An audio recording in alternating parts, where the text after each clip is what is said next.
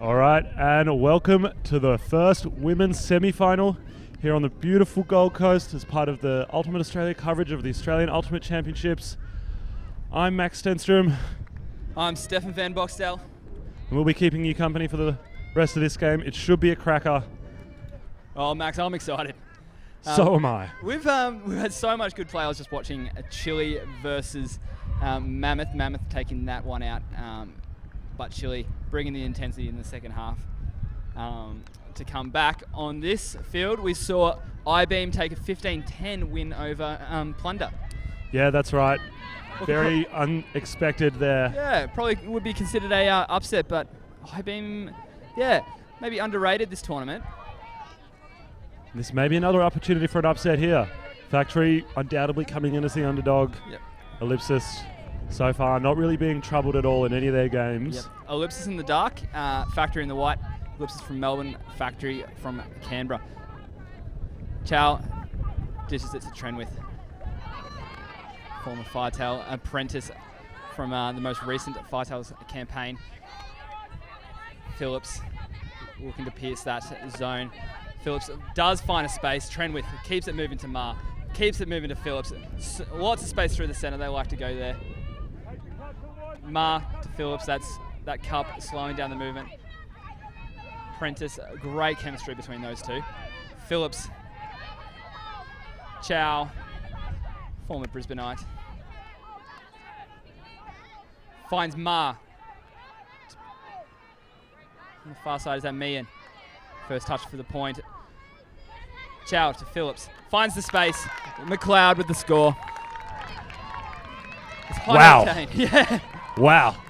Bam, bam, bam, bam, bam. That was fast-paced from Ellipsis. No player holding it more than a second or two. Woo-wee, loving it. Yeah, man. That is what we're here for. There's a reason Ellipsis has been burning teams all week. That may have something to do with it. I've been asked to give a bit of a shout out to the Flying Foxes who are at home watching these games. The Australian Women's Masters team. So thanks for tuning in. And anyone else tuning in on the live stream, feel free to send through your comments in the chat and we'll give you a shout out, say hi.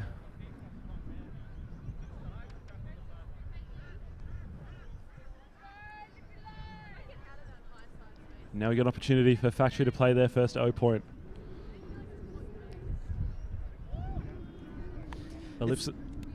Such aggressive play moving through the centre of the field. It's that cup. Well, they held it back for a second, Max. They did slow it down. Yeah, but only for a second, and then they were through. Didn't affect, absolutely. But look.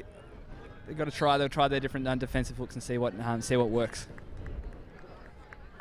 Yeah, no doubt. You've got to try all your tools in your toolbox.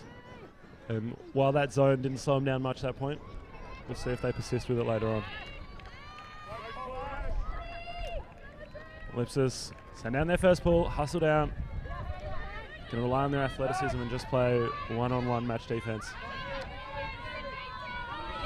Lornabar with the disc to Dennis, to Edie.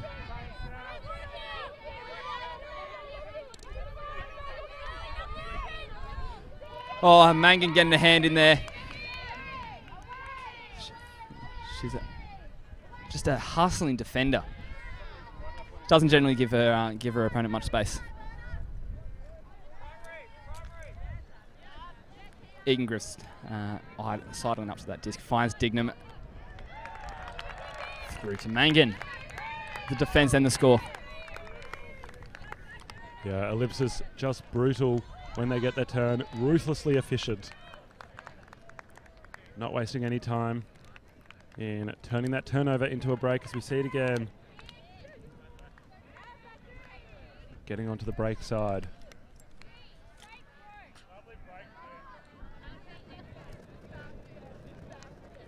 Ellipsis just seem to have the athletic edge so far. We've been hearing it all weekend long, or a week long I should say, that they're just half a step quicker than every other team out here, and you can see it already, that athleticism paying off. It's fun to watch, Steph. Oh, I'm loving it, and it's really exciting ultimate, and I think they're changing the way women's ultimate's played in a way, fast-paced and very athletic, and it's a challenge laid out. Teams like Factory, we've got in the other semi-final, Rogue Block versus GWS Blazer. These teams have to pick up that challenge. Yeah, and we'll see if they can do it. We both were watching one of the earlier games today between Factory and Bauhaus, and we commented that Factory were maybe not a team that brought a lot of fire, but brought a lot of composure. And we'll see how that pays off against this very athletic Ellipsis team. Pierce the gap, but the disc is down.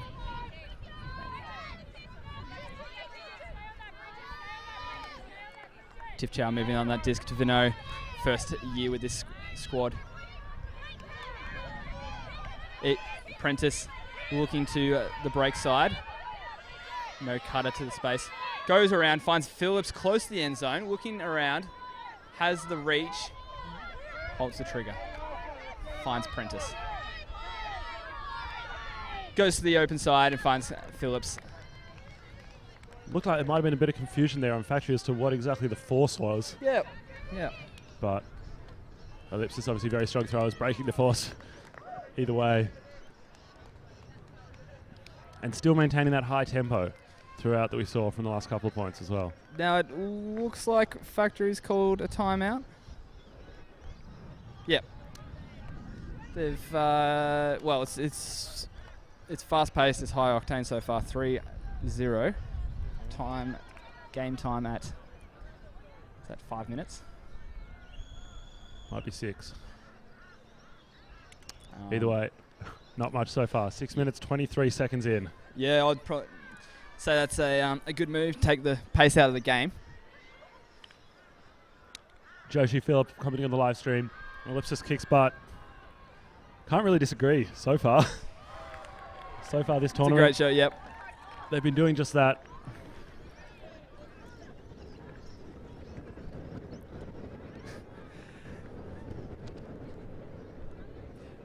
Hoi Vu, Matt Hill commenting. Veterans, ex-players with the, or sometimes players with the mixed squad. Matt Hill, key player, I don't even care. Yeah, shout out to both of them.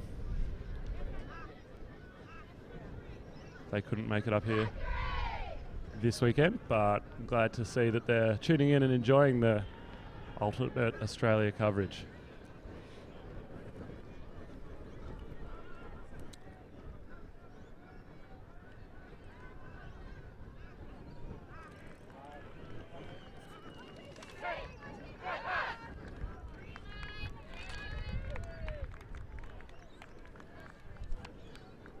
Shout out to any Canberrans watching as well, supporting their hometown women's team. Factory obviously very experienced team. They've been around for a while and they've been in this situation before, making it to the semi-finals in 2013. They've got plenty of players still around from that campaign, so expect to see some of their experienced heads step up and lend a bit of support.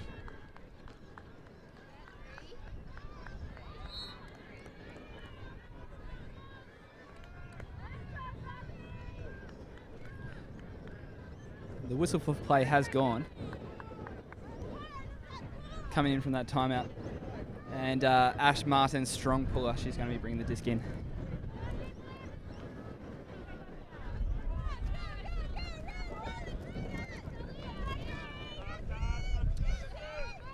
And it'll be picked up by Watson and immediately moved to Edie in the centre.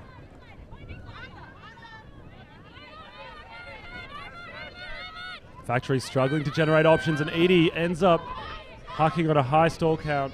And World Games Croc member Dignam picking that disc off. Moves on to Egan Griffiths. Shortlisted for that squad, who finds Megan. Well, they've also shortlisted for that squad. Yeah, it's a bit embarrassing how many representative players Ellipsis has got on this team. Many. So Egan Griffiths looking for that forehand. Finds Dignam in the centre of the field. Ellipsis love to find that position. The stack very stagnant at the moment. They find a space through the center of the field.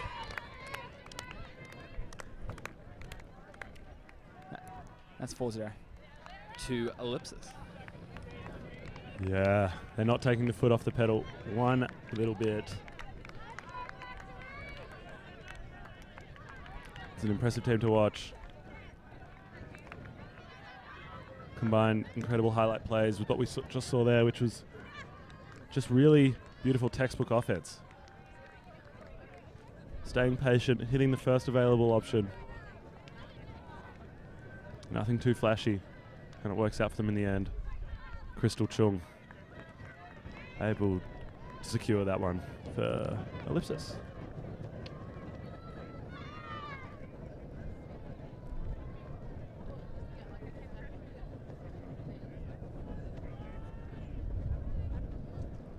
The wind, just so you know, is blowing away from the camera a little bit left to right.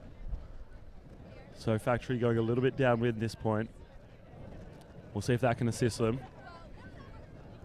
It's been pretty similar direction all week long. By now, I imagine the teams are getting pretty used to it. Both teams got plenty of strong throwers who should be able to throw through it. Me and bring the disc in. It's a great pull. It floats for a long time. Putting a lot of pressure on this first pass from air. Gets it to Malombi. Working it up the sideline quickly. Malombi now. The Ellipsis Cup making it very difficult. And Cat Phillips straight up blocking Malombi. Point blank range. Chow bringing that disc into the center. Ma moving the disc downfield. Finding Vino. Strong receiver from Melbourne. Streaming off the back of the stack.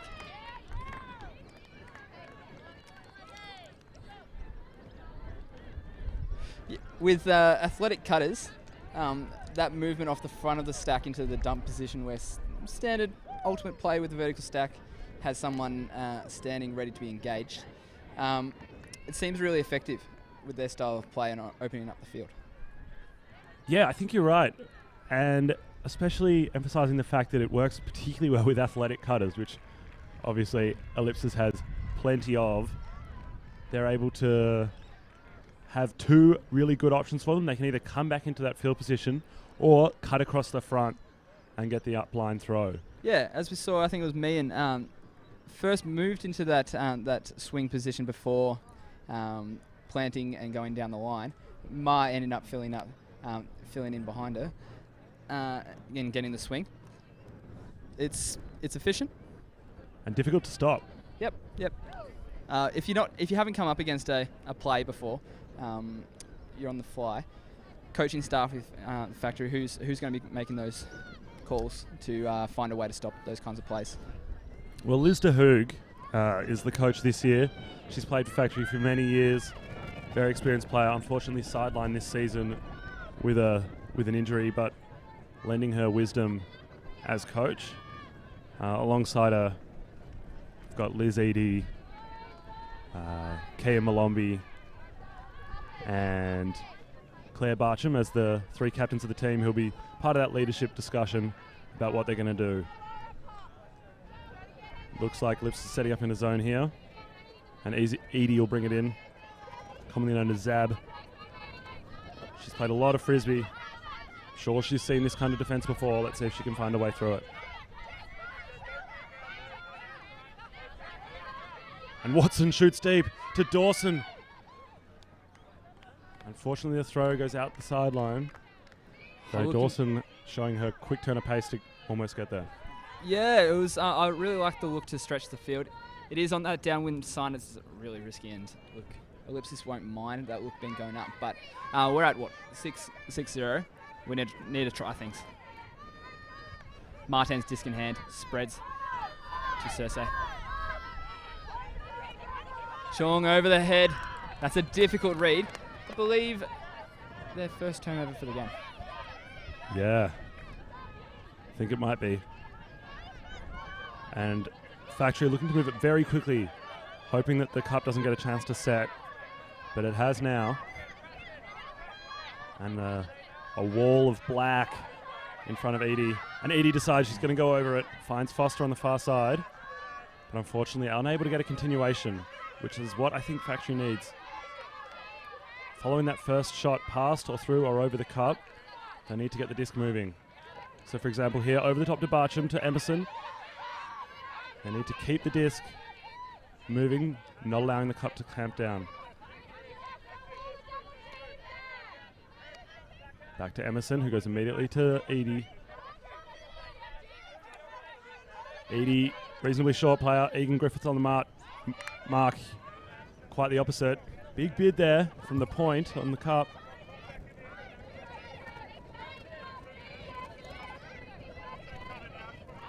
Edie goes over the top again, but not able to hit a target.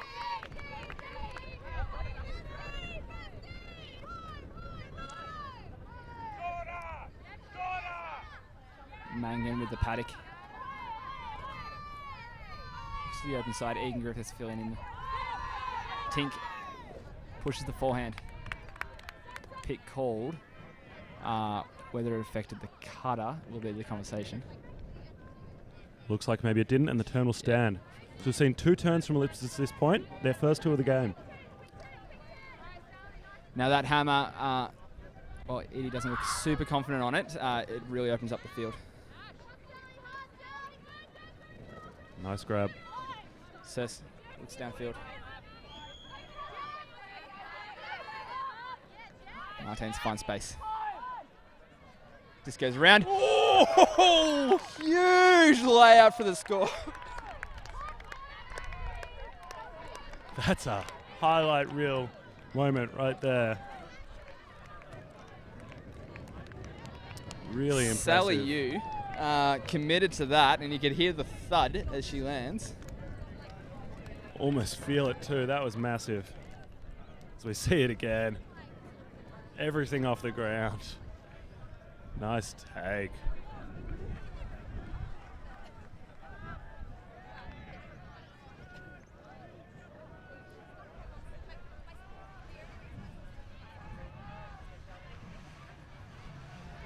So that's 6-0 for Ellipsis.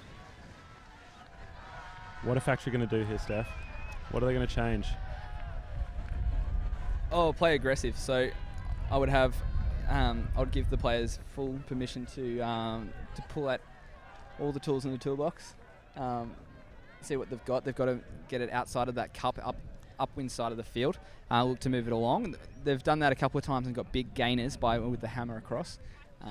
Whether it's the dump behind and swing over the top. They don't look like they're going to pierce that cup, so they've got to get around it somehow. Yeah, I agree. Ellipsis, plenty of tall players using that length in the cup, making it difficult to get through. But as you said, going over and around seem like the best options right now. In fact, she'll get another go at it.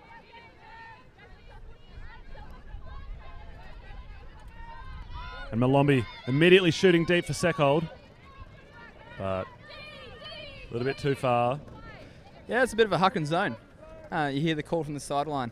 Put it on, put it on. That's planned. They probably would have liked that receiver to be a little bit deeper for a chance for that big gainer. Yeah, but not a bad option, I don't think. Chow Especially as Ellipsis will have to go upwind a bit here. Phillips looking to the break side, settles. Chow near the sideline.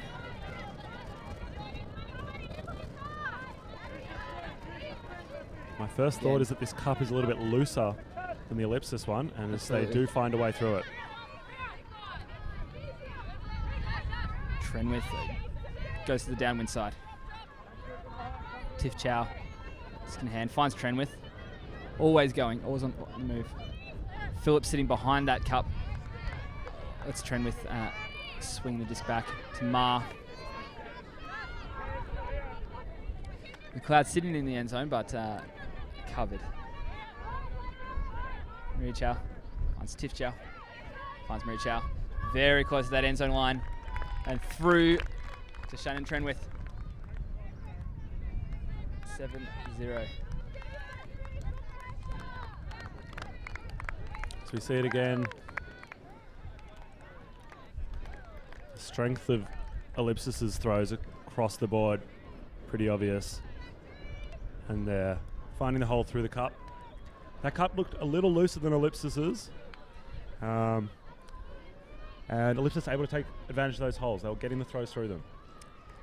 There was the throws through the middle, and the wings for Ellipsis fairly deep and weren't involved in a lot of the play. That cup maybe sitting a little bit back allowed for the covering those kind of holes, but four players kind of rotating through handle positions, popping it through, moving it comfortably.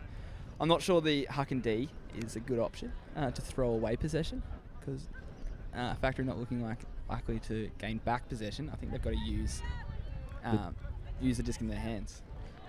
Yeah, I agree. Ellipsis just ruthlessly efficient when they get it. It's too risky to give them the disc, because they will just say thank you very much. We'll go put it in the end zone.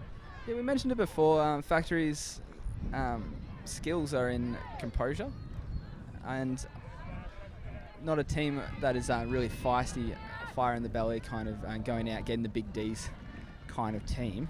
I think they should play to their strengths. Yeah, I absolutely agree. I've got some real veteran handlers who've been here 100 times before. Liz Eady with the disc right now, definitely one of those. I think you're right. They should take advantage of that, just chip it around, as they're doing now, and just get up the field. Making some meters through a lot of 1 meter passes. And Air finds a hole through. That could be crucial if they can keep it moving.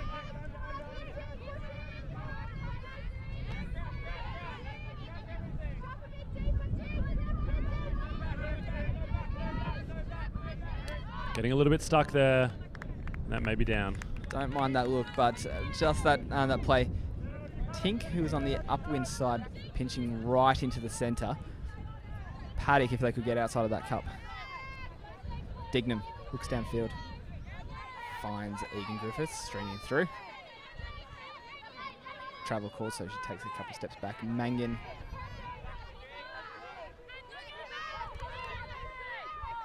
Mangan clearing for Cersei to find space. Martens with the assist. Chong. Yeah, that was beautiful.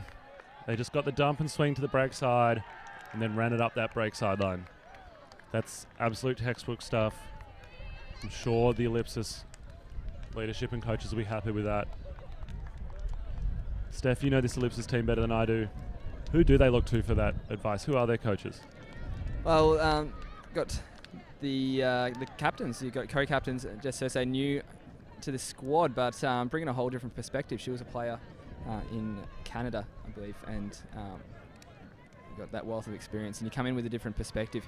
We've got 2 different coaches still last year, and then you've got Jess Cersei along with Alex Prentice, I believe, Kat Phillips as the leadership team. Plenty of other players in that squad with experience. Those 3, the captaincy positions. Talking to Lee Baker yesterday, he claims his assistant in Chuck Lee is the best defensive coach in Australia, and the way they play, I mean, at the moment dominating. They do play a lot of defence. That's the nature of outscoring your opponent. So he's been employed heavily there. He's got a lot of ideas. Big fan of the zone. You can see that zone using as many players as they can around the disc to close in. They're confident the disc isn't going to go over the top and making sure no disc goes through. Yeah, and credit to him. Clearly, he's doing something right, because Ellipsis defense has been pretty unbeatable all weekend. Got a few predictions coming in on the chat. Some people saying 15-5. Joshi maybe being a bit optimistic, calling a 15-0. We'll see what it turns out. Ellipsis are an incredibly good team, capable of getting those big wins. But having said that, Factory bring a wealth of experience and skill. And I'm sure they're not willing to roll over just yet, despite the good half from Ellipsis.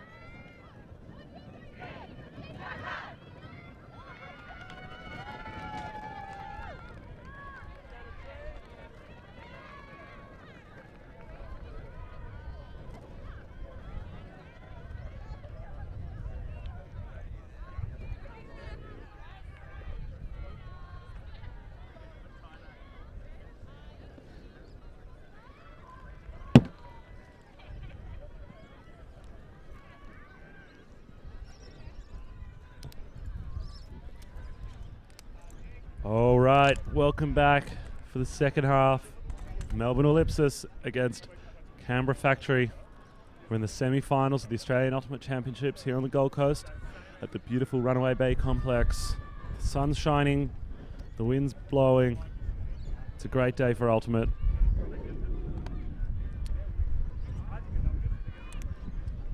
Ellipsis came out very strong in the first half, going out to an 8-0 lead. Playing some just beautiful offense to watch. I've been really impressed. I haven't had a chance to see them this week, so this is my first time, and I'm loving every minute. Cersei bringing the disc in.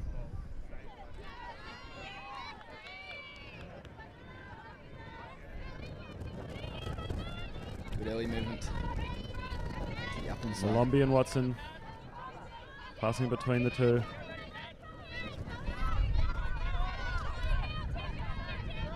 Malombi, one of the leadership players, as they reach deep for Crow.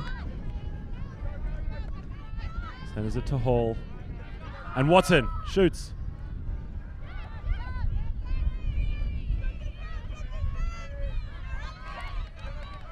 Cersei looks down the line. Egan Griffiths, paddock of space, being poached a long way. Finds Dignam. Egan Griffiths. Attacking handler. Finds Mangan, spends it before she has it. And Malombi immediately picks up and shoots for Foster. Egan Griffiths in the contest. May have been out anyway.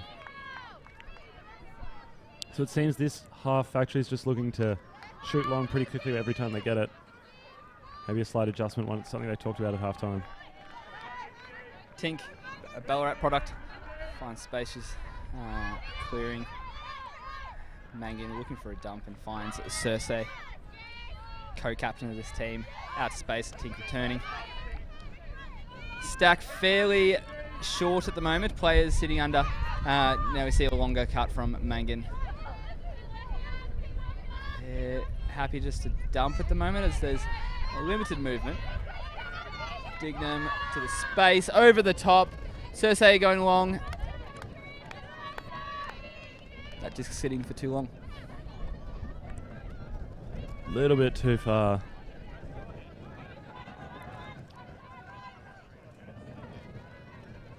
And that's the second turnover from Ellipsis at this point, which is interesting because in the whole first half, I think maybe they just had two. Yep.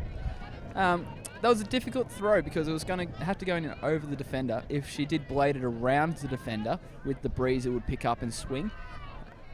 So she went for the, I guess, the option to get it closer to the receiver.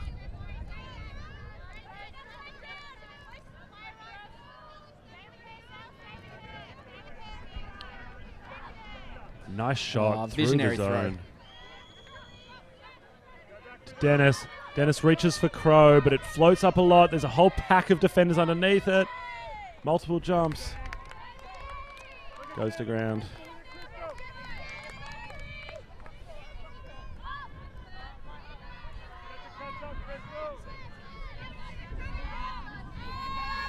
To the space. Oh, incredible take by Cersei.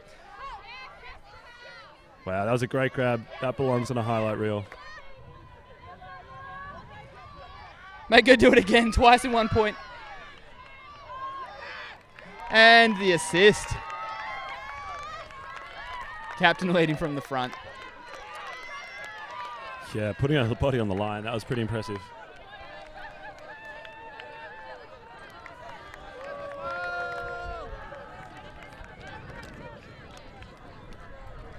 So we get another look at this first bid. Really great hands to hold on to that.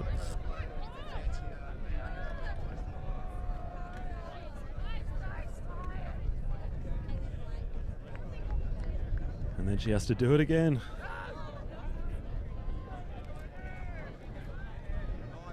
Finds Chung in the end zone. Chung was a very serious competitive soccer player before realising that Frisbee was just an all-round better time. And obviously Ellipsis very grateful to have her. She's scored a couple this game already. Yeah, long-time player at Ellipsis, I believe, in the original Ellipsis squad. Obviously there's other players that come in and out, and there are there's the original members in there as well. With this squad, we are missing a couple of players. Nat Ray, you might see on the opposite sideline in the stream at some time. Someone on crutches hobbling along, done her ACL on day one. And Beck Brereton out before the tournament with a knee.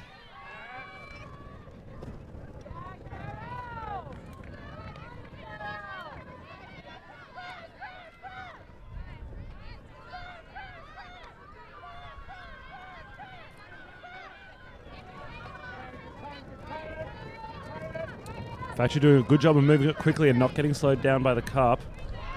But I spoke too soon. One too many? Yeah, maybe just rushed it a little bit. Often you feel like you're getting through it and you start getting anxious about moving it quickly. Meehan has great field awareness there in defence. It's hard to get past her. And the floaty over the top throw to Vinot. It's a beautiful throw. That touch was incredible. And it just sat there for Vinot. Yeah, just inches out of the reach of Deadman. Vinot just has a way of finding space. She ends up on her own in the end zone a lot. Yeah, very quick, I've noticed as well. which definitely helps when it comes to getting open.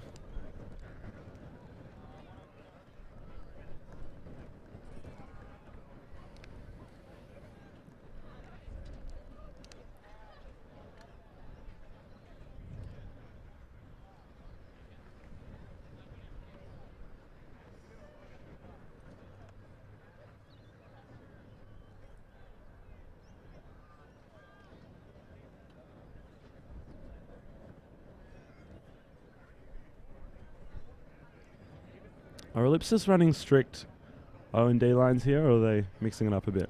No, I believe they have two lines which are O and D, fairly even lines. I think 9 on one line, 8 on the other. Looking more for that chemistry.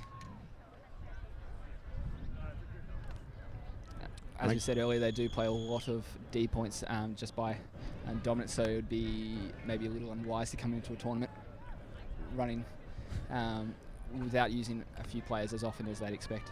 Yeah, makes a lot of sense. And I guess that chemistry is extra important when you play that Ellipsis style of really quick movement. You really need to trust each other and know where you're going to go. Absolutely. A few of these players have played with each other for years and might as well use that chemistry. It's a down disc. I think a foot got in there. Short field for Egan Griffiths to work out. There's a vertical stack.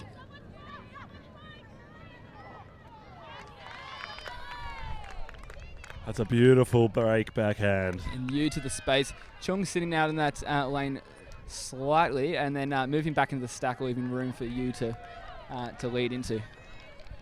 Look at that again. Bam. What a throw.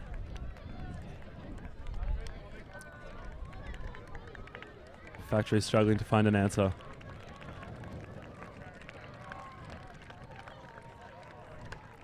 Ellipsis out to 11 now.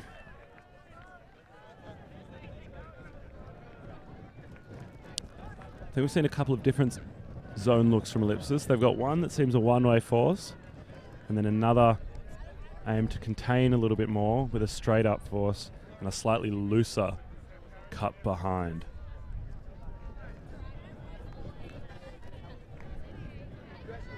Both have been very effective. Yeah, sure. If you're playing a game as first 15, there's a lot of points there, and you don't really want your opponent to trail onto what you're doing. Keep changing it up. Keep your players thinking fresh as well.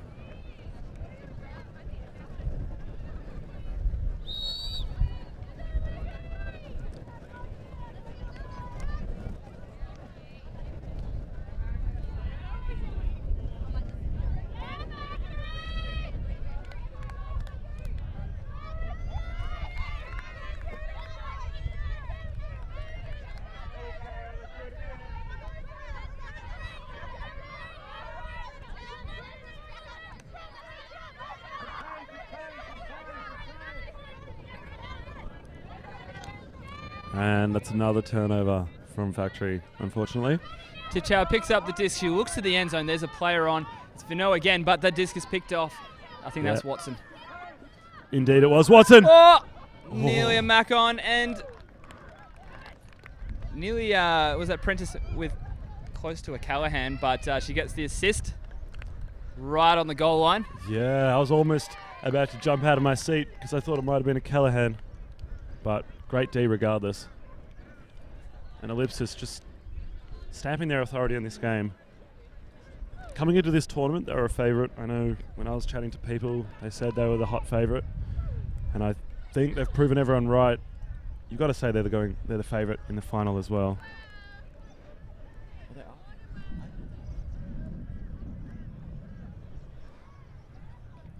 Yeah, Ellipsis building. They've won last year's championships and looking strong for this year. They're building towards World Clubs next year. It's the ultimate goal, and really it's an awesome carrot, a bait for the best teams of Australia to go compete against the best teams around the world.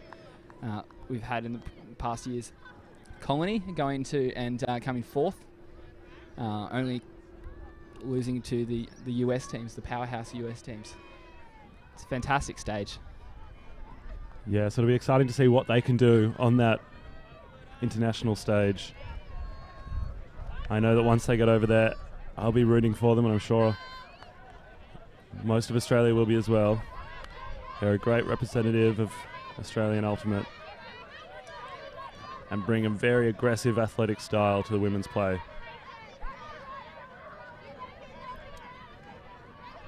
But Factory with the disc now.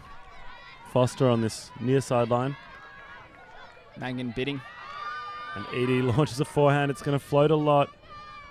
Dawson's underneath it. Can't quite hold on. Cersei doing enough to tip that disc down. Dennis getting involved. Oh, Dignam reels that in. Asking too much of Mangan. Deadman throws slightly behind Edie, giving Ellipsis a short field to work with.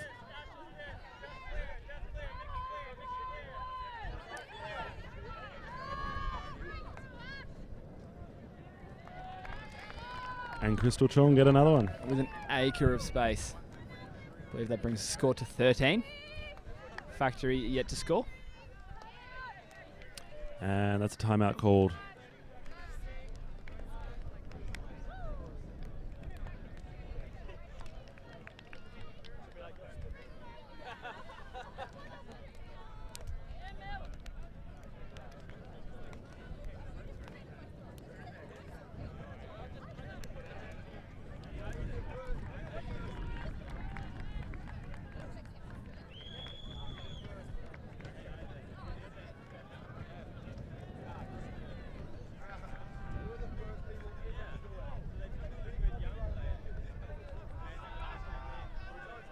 So Max, in the last game on this field, we saw we considered an upset. I-Beam, probably underrated coming into the tournament, beating Colony Plunder in the quarters, going through the semi-finals now against Wildcats from New Zealand.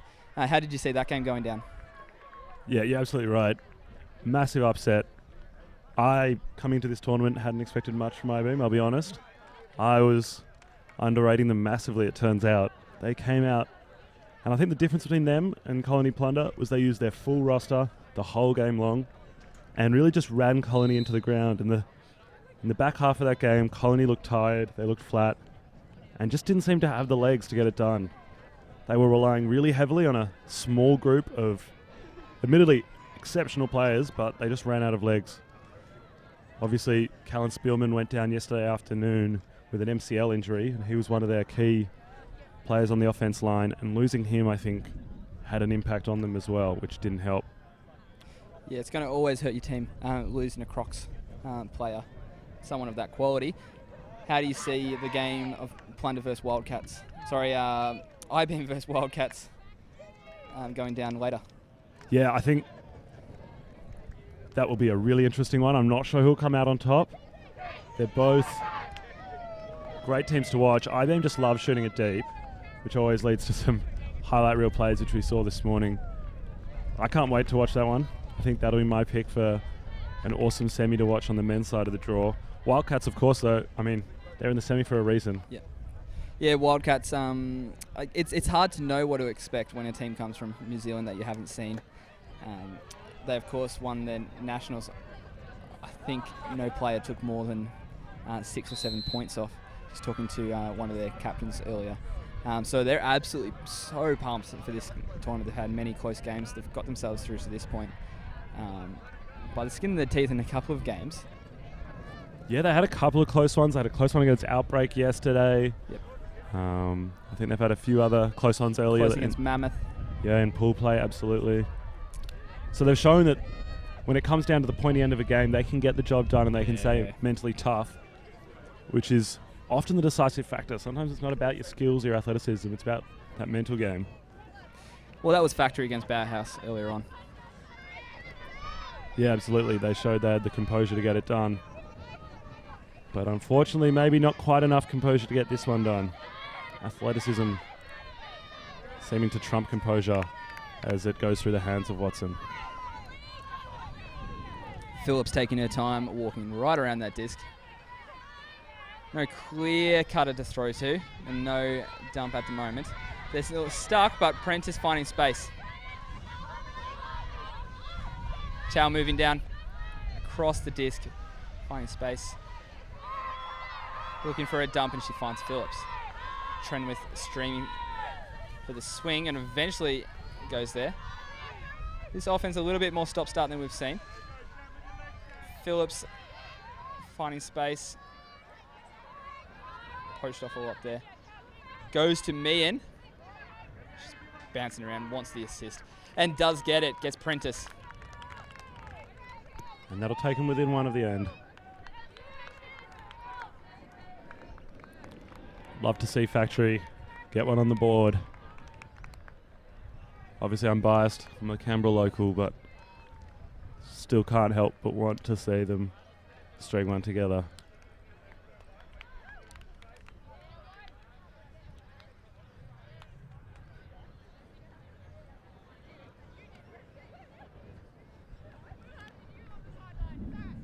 It's potentially the last point of the game here.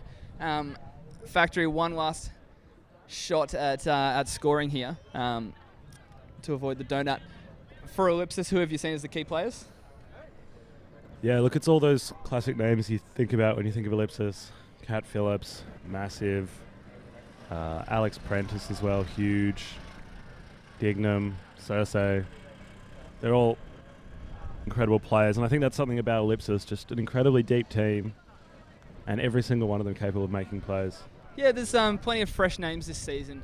Sally Yu, we've got Maria Chow joining Miriam Vinot. Yeah, fantastic players in their own right, which just shows the depth. All of them getting the job done today by the looks, and Martins to bring the disc in for Factory's shot at offense.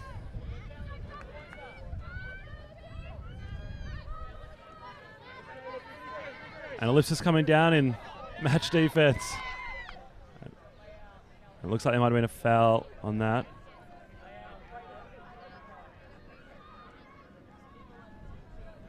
Looks like the call was retracted.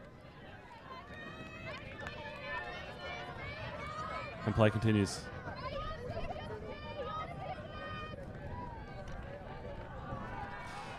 Dignam isolated, finds the space on the open side, break side.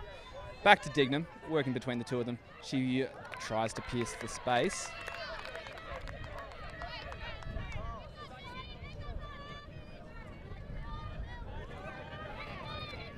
Crow hustling deep, but the throw doesn't come, and it looks like that was a pick.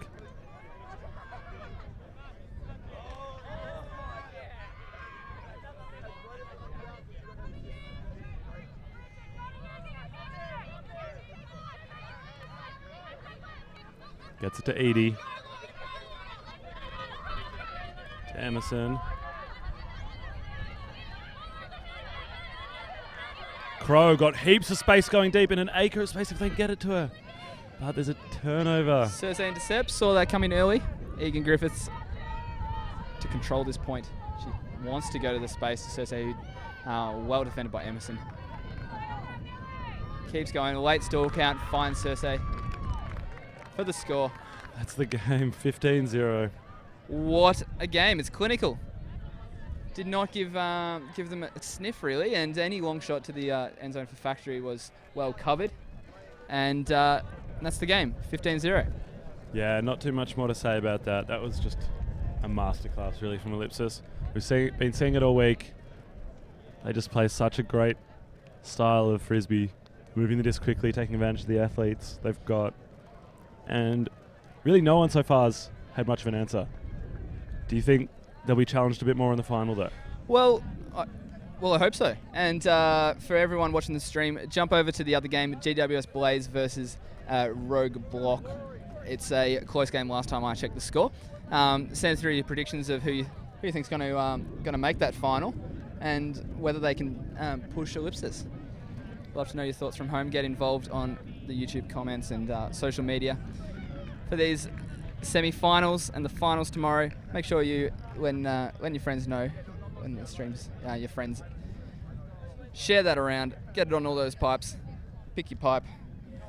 And I'm looking forward to a really quality games for the rest of today and tomorrow.